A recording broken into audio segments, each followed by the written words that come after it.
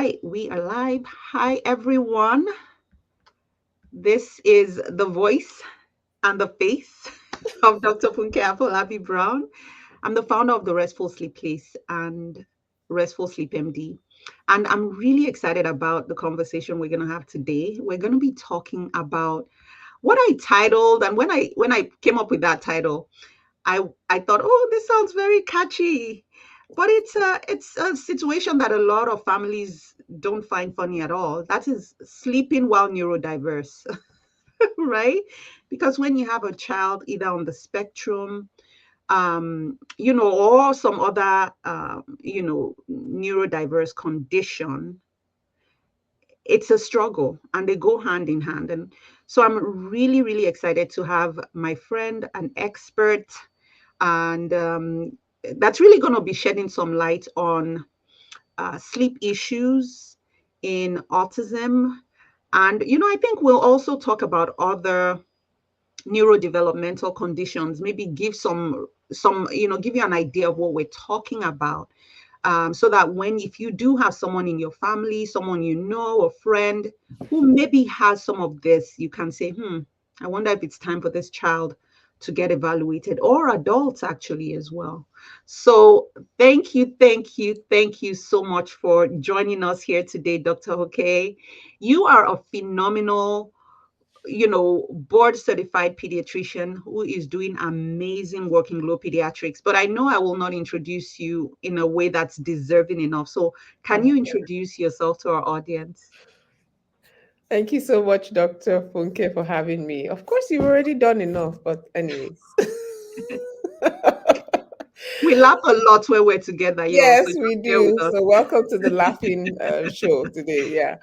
Uh, so yes, like she said, I'm Dr. Hokehe Eko. I run Glow Pediatrics. I'm an integrative pediatrician, and what that big word means is I combine conventional medicine and evidence-based complementary medicine together. So I'm looking at the entire child and not just the symptoms they present with. So I can get to the root of what's really going on with the child.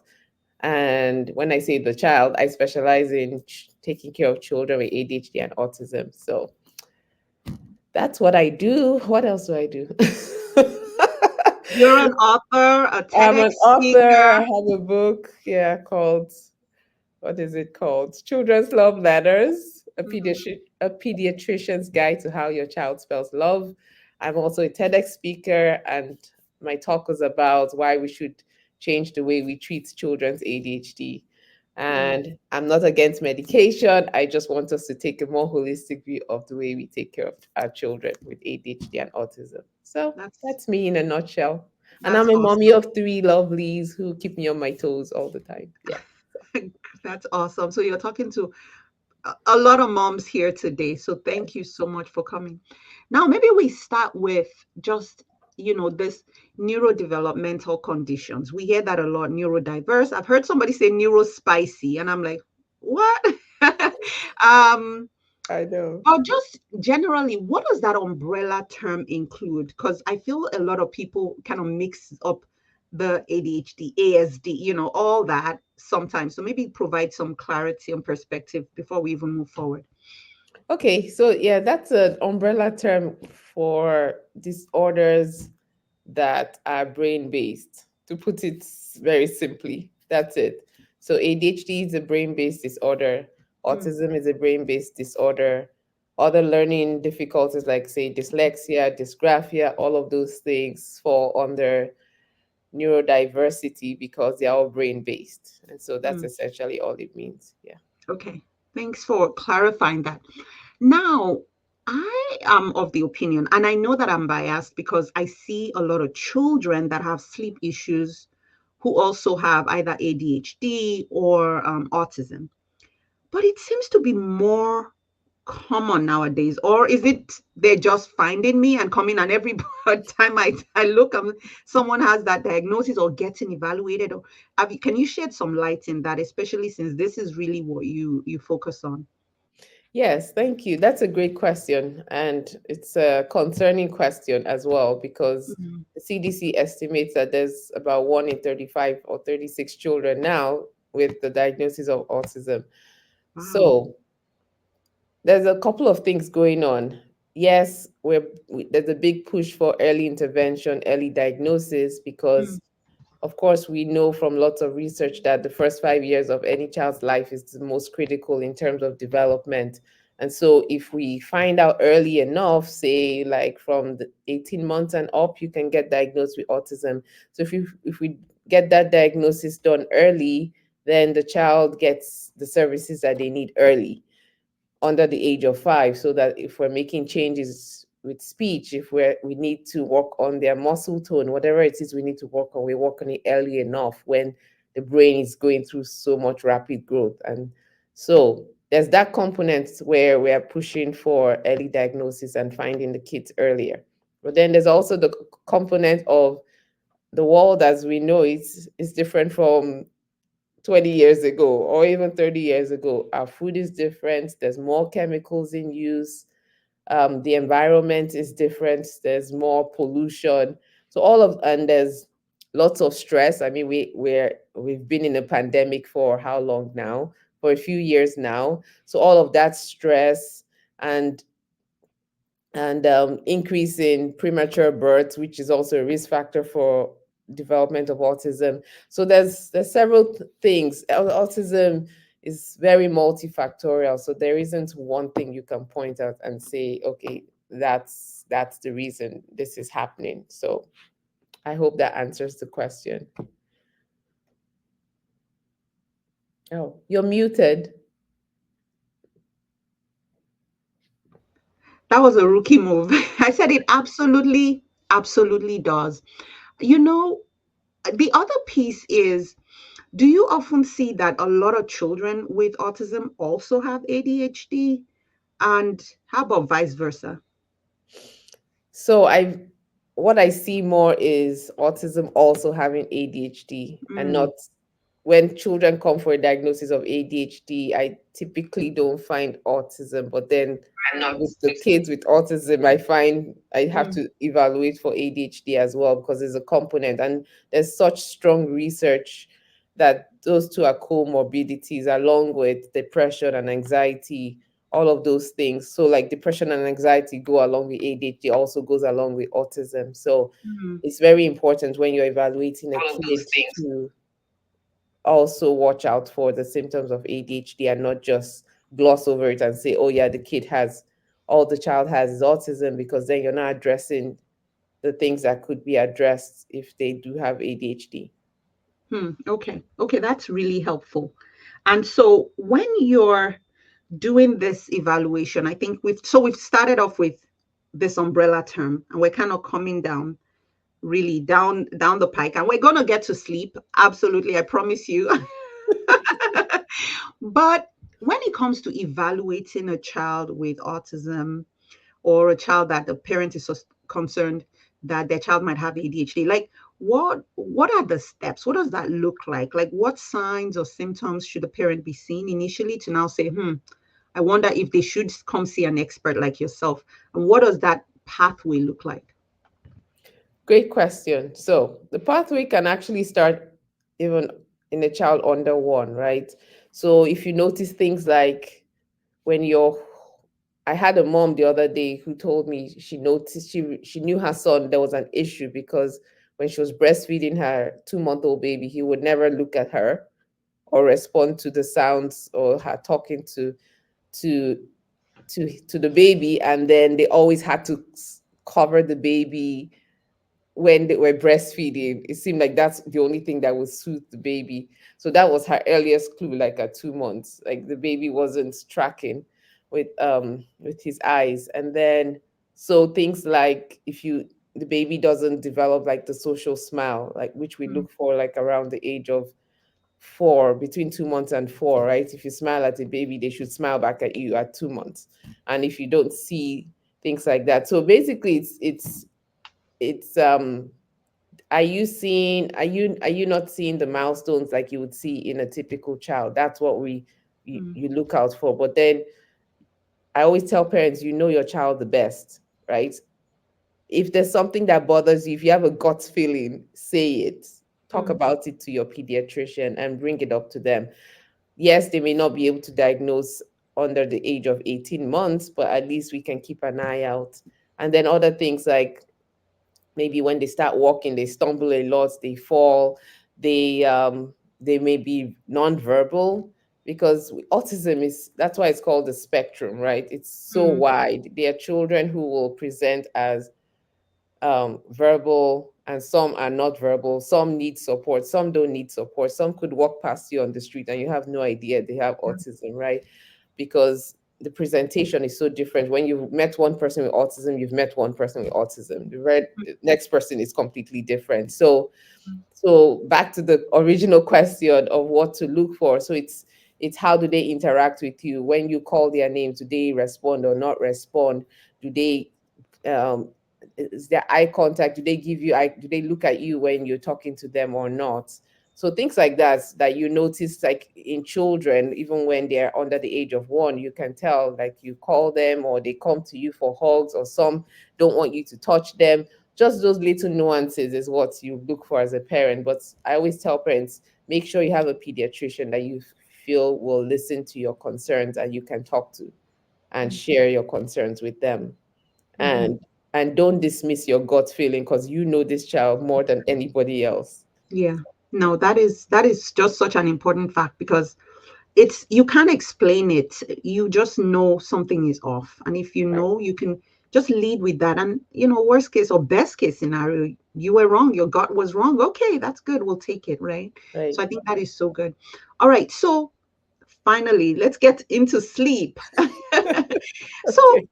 there's some research that shows that up to 80% of children with autism actually have sleep issues.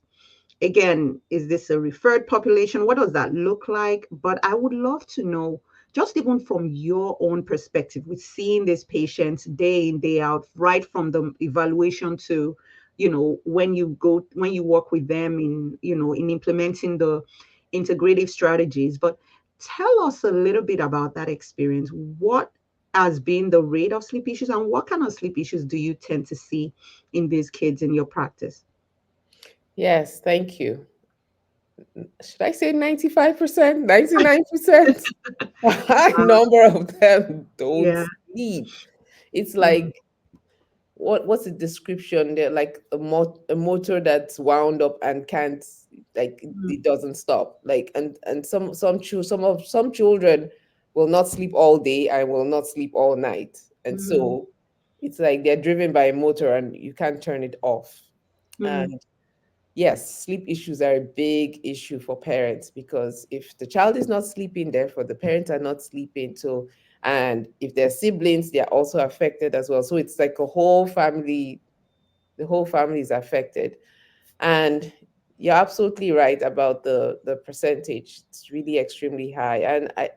And I was talking to an airway dentist, and he was the one that told me, that highlighted that to me. I kind of knew in the back of my head that yes, the kids all seem to not be sleeping well, but he was the one that pointed out to me that there's studies that show that there's jaw abnormalities, right? In mhm, in in this in our children that are diagnosed with autism as well, mhm, that's affecting their airway, which is why they mostly snore or grind their teeth. And when he mm, said that to me, I was like, oh, wait a second. So then I started asking all my patients, does your kid snore? Does your kid grind their teeth? Yep. I'm like, oh my goodness. And then I discovered that the grinding of the teeth is almost like CPR. It's like they're just trying to keep their airway open. mhm, And that but it's something that we often don't address. It's like, okay, mhm. yeah, my kid grinds their teeth. Yeah, okay, Yeah. we may or may not do anything necessarily about it, right? Sometimes the dentist will give a mouth guard or not. So it Mm, just depends. But that's something critical because it affects their sleep. And their mhm. sleep, if any child doesn't sleep, I mean, ADHD could also be called the sleep disorder, right? Because if they don't sleep, they can't Yeah. function, right? Mhm. And so it's so important for us to address sleep. Mm. Why we are so thankful for you. Address sleep in kids with ADHD and autism, because Mm. it doesn't matter what other therapies you do for the child, it's not going to be really effective if we don't get sleep under control. So Yeah. yeah. Yeah. Yeah. I'm telling you. So, would you say, when I look at kids in with ADHD and autism, when I look at their sleep, I look at across the entire spectrum. So, yes, we look for sleep disordered breathing, which some studies are showing that it's actually slightly higher than typically developing kids. We also though look at the behavioral pieces, and I think that's what forms the bulk of your 99% and my 80%. you Right. know, yeah. Yes. The So worse that, their like what sleep you is, the said, worse just their wired, behavior. yes, wired up and not able to turn it down. Yeah. What are the kind of complaints parents say? Is it that like the child just doesn't sleep at all, or is it that they have a lot of difficulty settling down, or they wake up frequently in the middle of the night? What do you tend to see? All of the above. Yeah. They have all the great sleep routines, and the child still will not Mm, sleep. They yeah. even have to lay next to them and sleep. And then if they Mm, fall asleep, some kids are so bad, if the parent even attempts to move, that's it. yeah. Sleep is done. Mm, Or you put them to sleep, they sleep, and then they're up every 2 hours, even though they're 8 years old. And you're like, mm, okay. And then they're roaming the house or they're watching TV, which of yeah. course will tell their brain stay awake even more. So it's like such a bad Yeah. cycle. And so, yeah, Mm, and the ones who won't go to bed until 5 a.m. and then can't get up in the morning for school and then fall asleep at school. So it's, mm. yes, it's Oh my all. gosh. Yeah, no, it's really hard. And we talk about the type of sleep issues, right? Insomnia is a big one. Some Yes, of them are due to, and when we look at insomnia, people just think, oh, just maybe take the device away and have a beautiful sleep routine. Yes, that forms a big part because some families just even can't even follow a routine because the child is so dysregulated. So that's really right. something that's worth sitting with and working on. But Yeah. then there is a sleep disorder that's actually associated. We call it insomnia due to underlying medical condition. And under that category of sleep disorders are conditions like ADHD, autism, anxiety, depression, right? It almost comes with its own version, which is almost like a blend of everything else that most typical kids struggle with and extra. And one Right. of the things we found out is that the brain produces melatonin, which is what cues our brains to let us know and our bodies to let us know it's time for sleep. But for these kids, there's an abnormality in that processing. And so they may have a shift. They may have a shift in their circadian rhythm. They may have a hard time just falling asleep at a typical time. And so there's a combination of all those things, like you said. And it's important to be able to, to the best of your ability and with your, with the appropriate tools to really tease out what is what. And I think that's just so key. And this talk, we can't necessarily delve into like which specific conditions on how to operate it, but we want to leave you guys with at least some practical things to even make sure you're covering those basics. Because again, like I'm telling you, if I count, even when these kids come to see me, they're already on multiple medications. They're on melatonin, they're on all sorts of medicines to help them sleep, and they're still not sleeping. And when I get down to it and say, talk me through the routine, and the family is like, what routine? We can't even, so we don't assume like everybody's doing all those things. So we'll Right. walk through that. But then I also want, just from your perspective, what are some very practical strategies that you provide to families to at least kind of get the ball rolling before you say, okay, well, I guess it's time for you to, it's time for you to come see somebody like Dr. Brown. Yeah.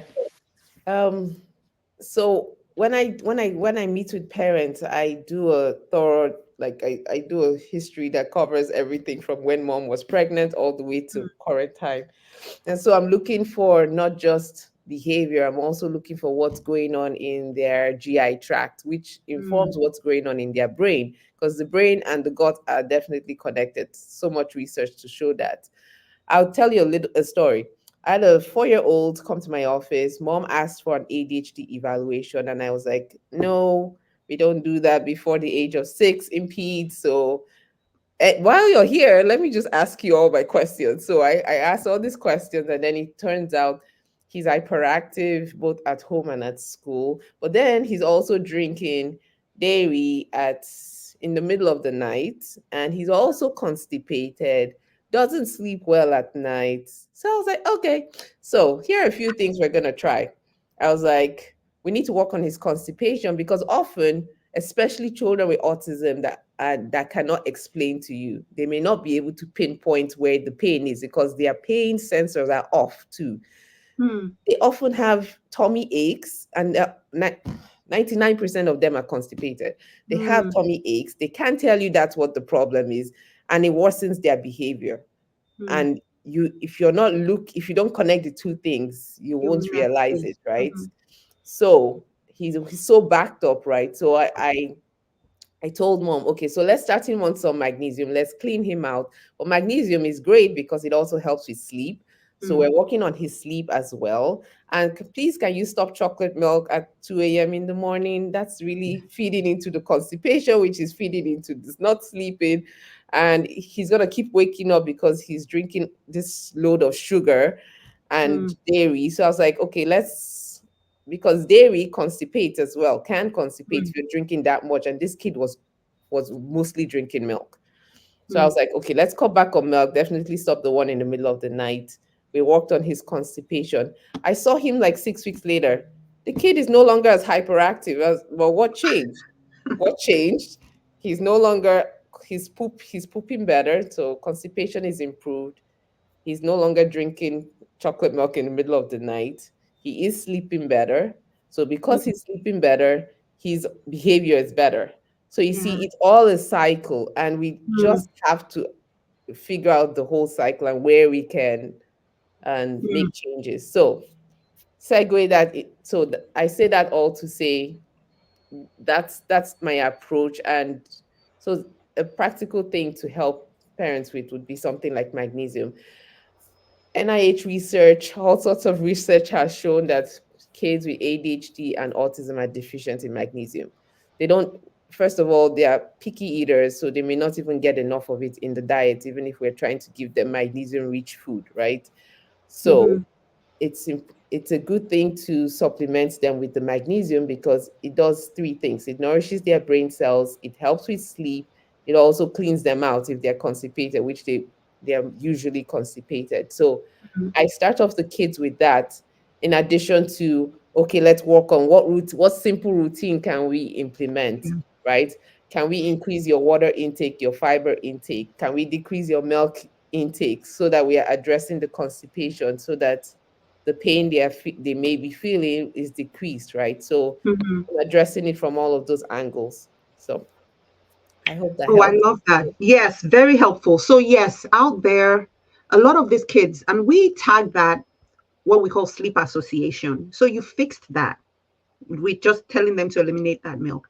Sleep association is when you need a certain, either a caregiver or bottle, something for you to resume sleep, right? And many of these children maybe have started it since they were babies and it becomes this habit. They've gone from a formula now to whole milk, and whole milk is extremely constipating.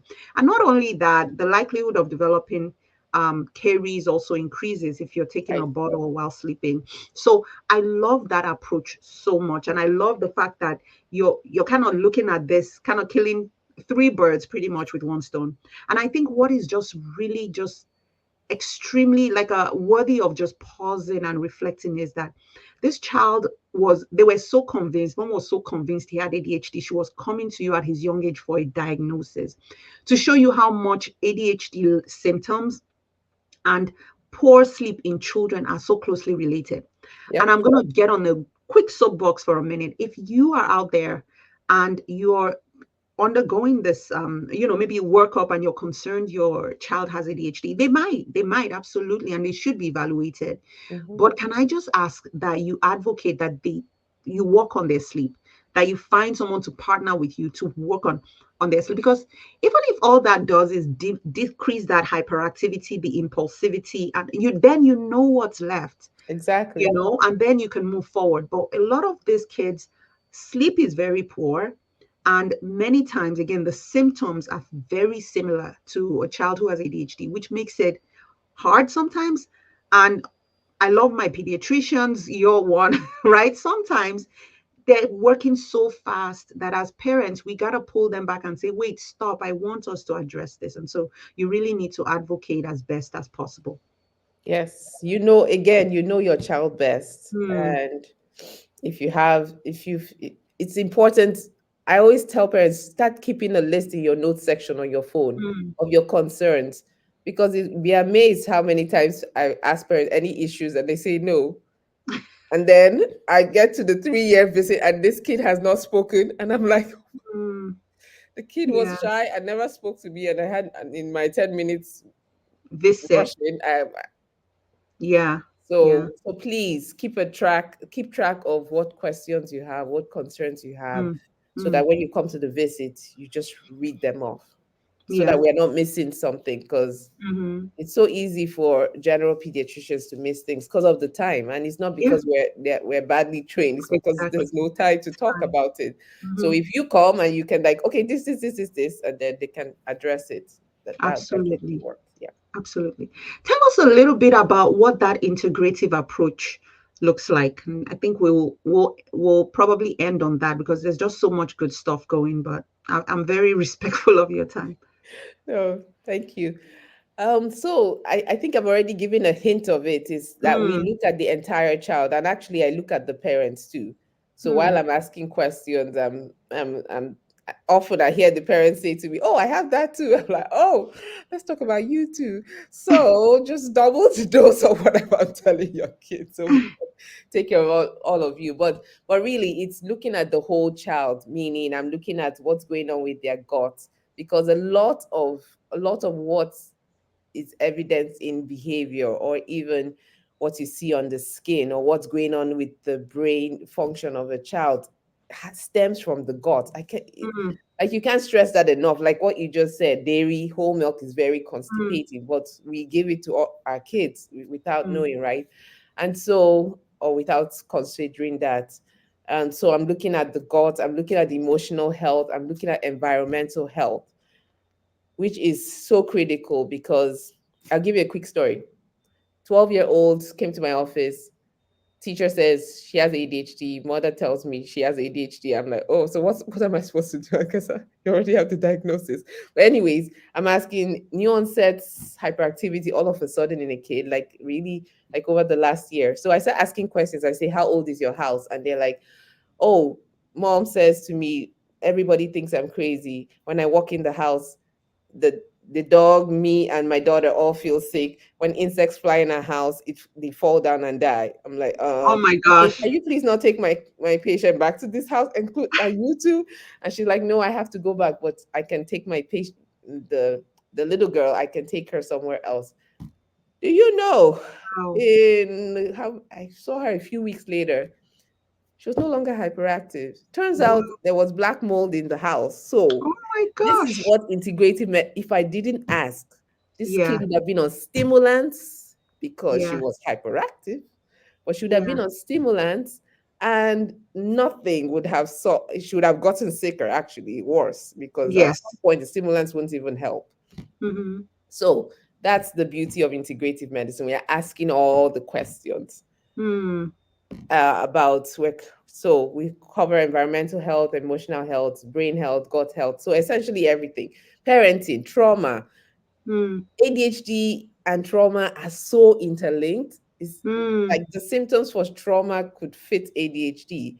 The, Mm. the reason I started my whole practice was a 4-year-old boy that showed up, had been traumatized. He had been in 10 homes in 6 months. So if you can imagine, Wow. at 3, 4, what are you going to be like, right? So he was bouncing off the walls, but he kept giving me hugs, 15 hugs in my 15 minutes there. So Mm. I decided this could not possibly be ADHD. I don't know why. I mean, I have to say, thank God I did. So I heard myself telling the guardian, can you find him a loving home? And the guy was looking at me like I was crazy. Even I was like, where did that come from? Mm. But they did, and then I saw him a few weeks later. He was no longer hyperactive. He was now sitting on foster dad's lap. He was a really good foster dad. He was well known in the community, and he gave me one hug. So I was like, "Where did the hyperactivity go? Oh, Mm. he is loved. Oh, Mm. that's when I started digging into wait trauma and all that trauma can actually change the way your brain functions. So Mm. it's integrative medicine is basically asking all the right we're Mm. asking questions about the whole child. We don't dismiss anything because everything is linked. So Mm-hmm. Mm-hmm. yeah, please. Oh my goodness, I'm having chills just hearing that. I can imagine. Yeah, And so many of these kids, you think about it, again, not at all opposed to medications. I prescribe them if needed. Again, right, if needed. I end up taking kids off meds more than I put them on, at least in my practice. But there's right. a place for medication. But I Hmm. think stepping back and saying, what else could this be?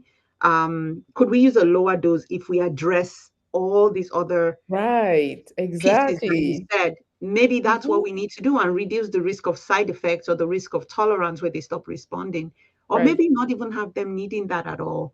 Or Yep. maybe, you know, changing their diagnosis, potentially. And so I Yeah. think that is just so, so powerful. And I think this is why the work you do is so meaningful and it's so much needed. And I think on that note, where can people find you, learn about the work you do, and if they want to work with you? Yes, thank you. So my website is glowpediatrics.com. So I have the spelling of Glow Pediatrics on there. So it's glowpediatrics.com. And yes, there's on my website, there's a place to fill out a form if you would like to work with us. If you need an evaluation, first of all, we are providing evaluations in Oklahoma, Maryland, and Georgia virtually. So if you've been waiting for more than 2 months, just give us a call. We'll help you out because the wait lists are really long now, like up Mhm. to 2 years. And that's Wow. unacceptable because we need kids getting the help they need sooner than Mhm. later. So I Mhm. do that. And then there's also a way up on my website if you want integrative care for your child that's been already diagnosed with ADHD or autism. So you can fill out Mhm. your information on there as well. Yes. Mhm. And if Awesome. you want to learn more, I have a podcast called Brain Power with Dr. Echo. It's also on YouTube with the same name. That's where you can get more information weekly. Oh, wonderful. Thank you so, so much for this. This has been very informative for me, and really just you guys heard, just go follow Dr. Echo. And I know on social media too, you're on there on a lot of on Yes, Instagram, Facebook right. as On uh, Instagram, I am what? At Dr. Hokehe Echo, mhm, Facebook, same name. And mhm. then I also have Glow Pediatrics on IG as well. Okay. Yeah, on Oh, LinkedIn. All the wonderful. places. Yes, it sounds like you are everywhere, which is incredible. So it's Yeah. been just amazing just hearing and learning from you. And if you are out there and you're at a point where sleep is a struggle for you or for your child, we are accepting new patients at the Restful Sleep Place, and we would love to be part of your restful sleep journey. So, like Dr. Echo said, if you're looking for a place where you can be heard, where you can feel seen, then that's the practice for you. And the place to find and schedule an appointment and be seen, we see patients within 1 to 2 weeks, is therestfulsleepplace.com. Or you could give us a call, 215-607-8297. I'm getting better at remembering this phone number. Go Can I me. say something? You didn't tell them what state you're licensed in. Yes, absolutely. So thanks for that reminder. If you're in Pennsylvania, California, or New Jersey, those are the places. But if you are looking for coaching, so I do coach moms who are having struggles either navigating their own sleep or their child's sleep. So you can also make an appointment. Go to that website and then you'll be able to find that link and then we could chat. Yeah. Thank you so much, Dr. Echo. All My right. pleasure. Bye, everyone. Bye.